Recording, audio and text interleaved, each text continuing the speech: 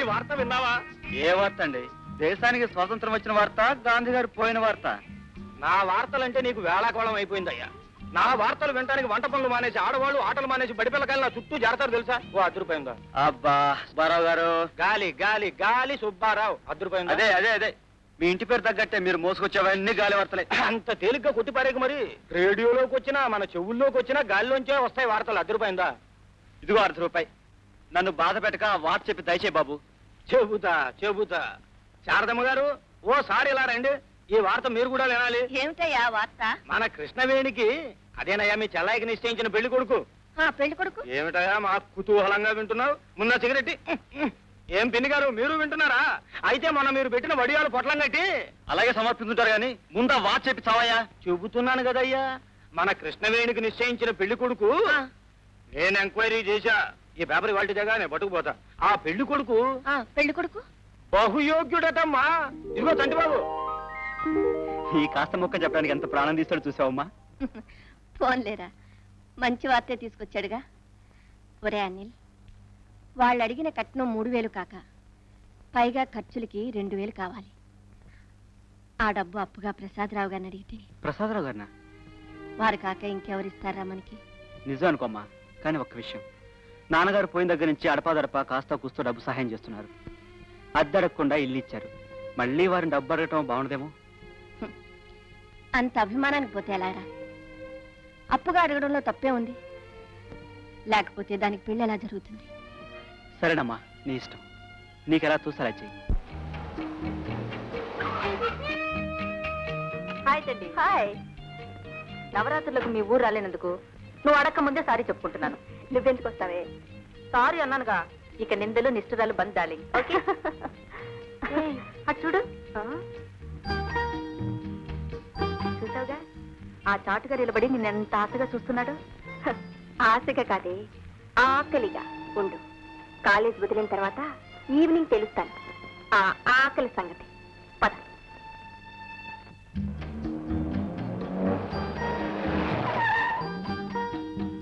Hi, come in.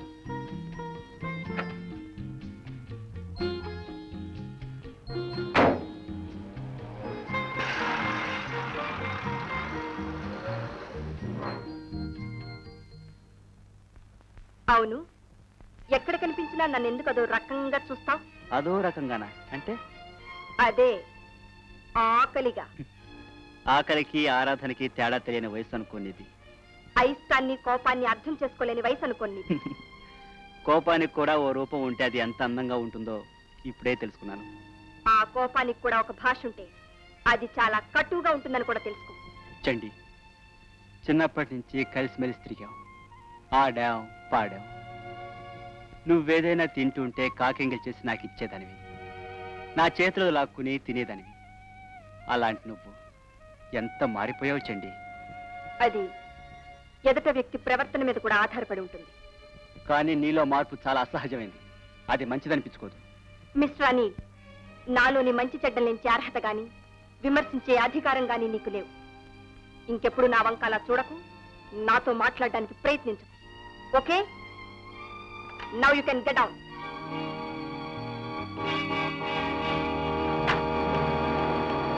బాబు గారు, 5000 అప్పుగా ఇచ్చి సహాయం చేస్తే మా అమ్మాయి కృష్ణకి పెళ్లి చేసిన పుణ్యం మీకు దక్కుతుంది. సరేనమ్మా, మీరు అన్ని ఏర్పాట్లు చేసుకోండి. డబ్బు 4-5 రోజుల్లో పంపిస్తాను. చాలా సంతోషం బాబు గారు. చల్లని మనసు గల మీ కుటుంబాన్ని ఆ భగవంతుడు 10 కాలాల పాటు చల్లగా చూడాలి. బాబు గారు, పెళ్ళొస్తాను. మంచిదమ్మా. అమ్మా చింది, సమయానికి వచ్చావమ్మా. మా అమ్మాయి పెళ్లి. ఏమిటి నాన్నగారు, వడ్డీ వ్యాపారం చేద్దాం అనుకుంటున్నారా? అదేమిటమ్మా అలా అడుగుతున్నావు? అప్పులు కూడా ఆరంభించారుగా, అందుకని. ఓహో, శారదమ్మకి డబ్బిస్తాన్న సంగతేనా నువ్వు అడిగేది? అవును. నెలకి 25 రూపాయలు గతి లేక ఉట్టు పుణ్యాలు మన ఇంట్లో ఉంటున్న వాళ్ళు 5000 అప్పు ఎలా తీర్చగలరు అనుకుంటున్నారు? దాందే ఉందిలేమ్మా, ఈ సంవత్సరంతో అనిల్ చదువు అయిపోతుంది. అతనికి ఉద్యోగం రాగానే నెలకి ఇంత అని చెప్పి తీర్చేస్తారు.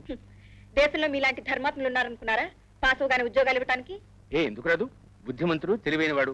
అతను కాకపోతే ఇంకెవరికి వస్తుందమ్మా ఉద్యోగం? సర్లేండి, ప్రతి వాళ్ళని గుడ్డిగా నమ్మడం మీకు అలవాటేగా. పోనీలేమ్మా, నా అభిప్రాయం తప్పు అని రుజువైనప్పుడు నువ్వు చెప్పినట్టే వింటాను. సరేనా?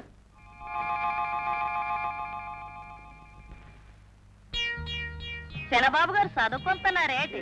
చదవద్దంటావేంటి? అదేటి బాబు, మీరు బిఏలు చదివి ఏబిసిడీలు చదివి పెద్దోరైపోయి ఏ కలెక్టర్ మంత్రి గారు అయిపోయి మాట్లాడిన మనుషులు నోళ్లు ముయించాలి. మాటలేమిటి మనుషులేమిటి? అదే బాబు, మా సెండమ్మ లాంటి నోటు దురుసు మనుషులు మాటలు. చిందమ్మా ఏమందేమిటి? ఏటంటావేటి బాబు, మీ అమ్మగారు వచ్చి అప్పటికి వెళ్ళిపోనాక మా అయ్యగారితోటి వాళ్ళకేటి అప్పీయడమేటి వాళ్ళ అబ్బాయికి అంటే మీకు బాబు ఉద్యోగం వచ్చి సత్తాదేటి వాళ్ళకి ఇప్పుడు ఇచ్చిన డబ్బే బోరకేసిన సొన్నం అయిపోనాది అని ఎన్నేసి మాటలో అనేసింది బాబు. చెండి అంతది మాటలందా? రేపు ఆ మొహం అడిగేస్తాను. బాబు అడిగితే అడిగారు గాని నేను చెప్పినట్టు మాత్రం అడగండి బాబు, తోలు ఒలిసేస్తాది. శనబాబు ఒక పావడా బిల్లొట్టిస్తాను, సొట్ట ముక్క కొనుక్కుంటాను. బాబు ఇలాంటి మాటలు చెప్పకుండా ఉందారనే అనుకున్నాను. ధర్మరాజు లాంటి మిమ్మల్ని అంటే కడుపు మండిపోనాది బాబు. శనబాబు వెళ్ళిపోస్తాను.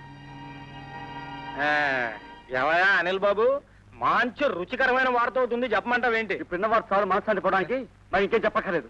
అమ్మా అమ్మా, ఈ సింగిముండేదో చాలా పవర్ఫుల్ వార్త చెప్పినట్టుంది. ఇది ఆడ రేడియోలాగా తిరుగుతూ ఉంటే మన సర్క్యులేషన్ దెబ్బతింటుంది.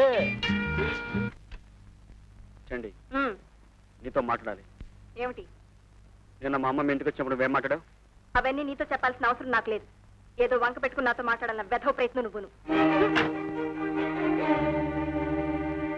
హాయ్, ఏమంటుంది నీ ప్రేయసి? ప్రేయసా? ఆవిడెవరు? చిట్టి తండ్రి, చండీ మీద నీకు పిచ్చి ప్రేమ ఉందని పేపర్లో పడలే తప్ప ప్రతి ఒక్కరికి ఆ సంగతి తెలుసు. అది తెలిసిన వాళ్ళకి నేను మాట్లాడితే మండిపడుతున్న సంగతి కూడా తెలుసా? అందుకే అంటారు, ఎన్ని యుగాలు గడిచినా ఆడదని మగవాడు ఏ మాత్రం అర్థం చేసుకోలేడని. చూడు, కొందరు ఆడవాళ్ల ప్రేమ మబ్బుచాటు వెన్నెల్లాగా ఎప్పుడు బయటపడుతుందో ఎలా బయటకు వస్తుందో ఎవరికీ తెలియదు. చండి ప్రేమ అలాంటిదే. అసలు నీ గురించి నాకు ఎన్ని చెప్పిందో తెలుసా? ఏం చెప్పింది? కాలేజీలో బహిరంగ చెప్పెట్టి చెప్పమంటావా? మా ఇంటికి రా, అన్ని విషయాలు మాట్లాడదాం. కమాన్ యార్, కమాన్ ఇసే. అయితే 12 లక్షలకి డ్రాఫ్ట్ ఈ రోజే పంపిస్తున్నాను. వెంటనే సరుకు మా ఫ్యాక్టరీ పంపించండి. బై ఫర్దర్ కన్సైన్మెంట్ కూడా మాకే కావాలి. ఎన్ని లక్షలైనా సరే. Okay, thank you. Hi daddy. Daddy, ఇతను అనిల్. అనిల్ మా డాడీ. నమస్తే సార్. నమస్తే. కాలేజీలో అన్నిట్లోనూ ఫస్ట్ వస్తాడు. Very intelligent. నా బెస్ట్ ఫ్రెండ్ కూడా.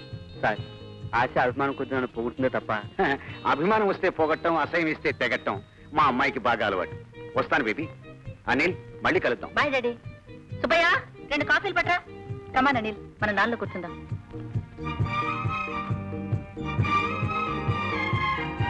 Please SIT. Thank you. మా ఇల్లు ఎలా ఉంది? ఇంటికే బ్రహ్మాండంగా ఉంది. కానీ అసలు విషయం చెప్పు. చండి నా గురించి ఏం చెప్పింది? తన ఉద్దేశంలో మగవాడికి నిర్వచనం నువ్వేనంది. తన మనసులోని ప్రేమకు రూపం నీదేనంది.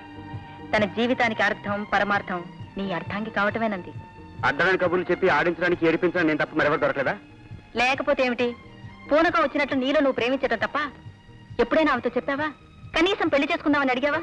అందుకు తన అవకాశం ఇవ్వనూ లేదు, నాకు ధైర్యం చాలనూ లేదు. అందుకే ప్రేమించిన మనిషికి ఎన్నో చెప్పాలనుకుని ఎదురుపడగానే నోరు పడిపోయే జబ్బుకి ప్రేమలేఖ అనేది ఎంతో సహాయపడుతుంది. నా మాట విని చండీకు అందమైన ప్రేమలేఖ రాసి అందించు. ఎలా రాయాలో నాకు తెలియదే. అరే డోంట్ వరీ యార్, నేను డిక్టేట్ చేస్తానుగా. Take that pen and pad.